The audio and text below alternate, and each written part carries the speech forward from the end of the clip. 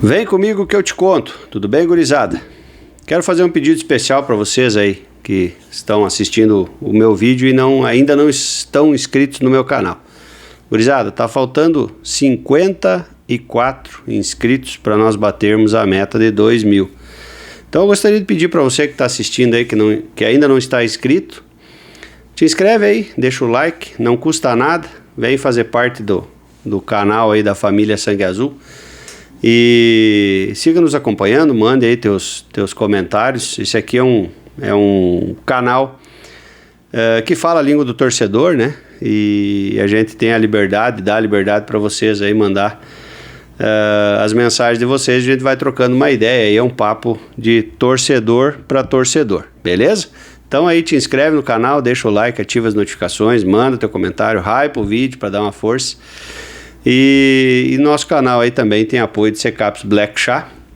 Você que está querendo perder um pouquinho de peso, diminuir medidas, tem retenção de líquido, entra aí no link da descrição aí que o pessoal da Secaps tem muitos produtos aí bem interessantes para vocês, com resultados bem legais. Beleza? Gurizada, domingão, como dizia o saudoso Paulo Santana, primeiro torcedor identificado da mídia gaúcha aí, né? Cara, eu achava o máximo quando o Paulo Santana chegava no Jornal do Almoço, no quadro que ele fazia os comentários lá, trajado de Grêmio, fumando, o cara era fora da curva, mas um baita de um jornalista, né? Um ícone. E um baita gremistão também. E ele tinha uma frase clássica: preteou o olho da gachada. Os colorados estão se vendo aos tombos aí, né, nesse Brasileirão. 6 jogos, 2 pontos conquistados, 11% de aproveitamento. E tá começando a azedar o capim no bucho dos homens aí. E nós, que não temos nada a ver com isso, continuamos rindo com mais uma taça na galeria de troféus, o 8º gauchão em 10 anos, né? Onde o time do outro lado da cidade só conquistou um nesses 10 anos. E eles estão lá amargando, e se tudo correr bem, o Cruzeiro vai empatar o jogo hoje contra o Vasco e eles vão terminar a rodada na última colocação. Mas enfim, cada um com seus problemas. O Grêmio já está em Chapecó, né? Fez a última preparação aí, ontem fez um coletivo, hoje também, e já logo partiu para Chapecó. Chegou hoje no início da tarde, logo após o almoço. Foi recepcionado por mais de 500 torcedores gremistas, né? Quando abriu a venda dos ingressos para a parte do Grêmio, que são 4.000 lugares, 4.000 ingressos, que não vai virar 2.000, assim como em outros jogos.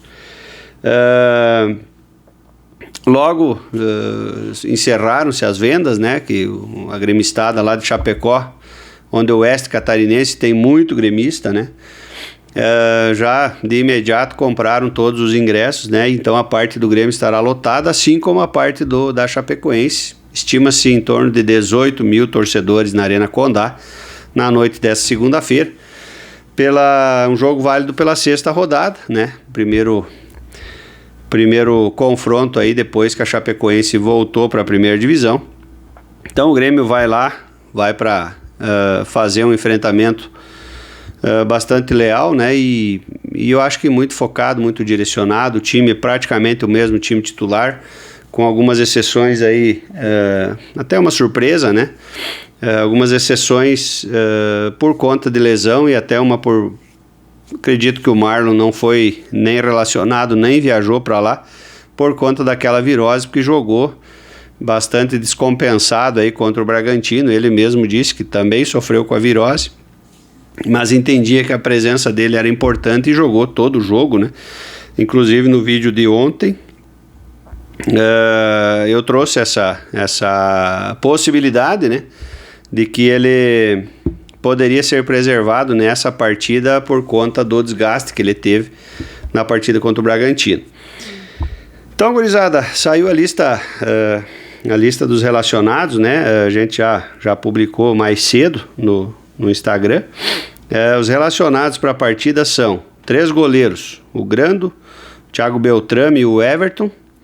Zagueiros, Balbuena, Kahneman, Wagner, Leonardo e Vieri. Aqui não está Gustavo Martins, que está lesionado, né? A princípio só retornará após a parada da data FIFA. Então aqui chama a atenção que só tem um zagueiro pela direita e 3 pela esquerda, né? Os meias, Monsalve e William. Laterais, Caio Paulista, Marcos Rocha, Pavon e Pedro Gabriel. Pedrinho viajou justamente pela ausência de Marlon, né? Volantes, Dodi, Nardoni, Noriega, Pérez e Thiaguinho. Aqui também não está Arthur, né, que está lesionado, vai ficar em torno de 3 semanas fora, né? Atacantes, Amuso, André Henrique, Carlos Vinícius, Enamorado, Gabriel Mack e TT. Tá, então nessa relação aí a surpresa é o Marlon não ter viajado, né? Então as ausências a gente já sabia que Gustavo Martins e Arthur não estariam na delegação, mas o Marlon acabou sendo surpresa, mas a gente também entende a situação, né? Quando é de ordem clínica, né? Ordem de saúde, acontece às vezes essas coisas e talvez seja até importante preservar ele, né? Fazer com que ele se recupere bem em Porto Alegre, porque daqui a pouco vai viajar ainda com uma certa talvez até contaminado, ainda pode contaminar outros atletas aí, e aí o negócio começa a ficar pior ainda, né? Então acho que foi uma decisão acertada do DM do Grêmio, da diretoria também, da comissão técnica, em deixar o Marlon em Porto Alegre. Eu acho que o Caio Paulista pode dar conta do recado, e se não der, o Pedrinho tá com todo o gás aí para suprir essa ausência do Marlon. Daí, em cima desses relacionados, eu fiz a minha provável escalação. Se você quiser conferir lá, siga lá sangueazul.oficial no Instagram. Tem lá a minha provável escalação que eu vou dizer para vocês aqui agora.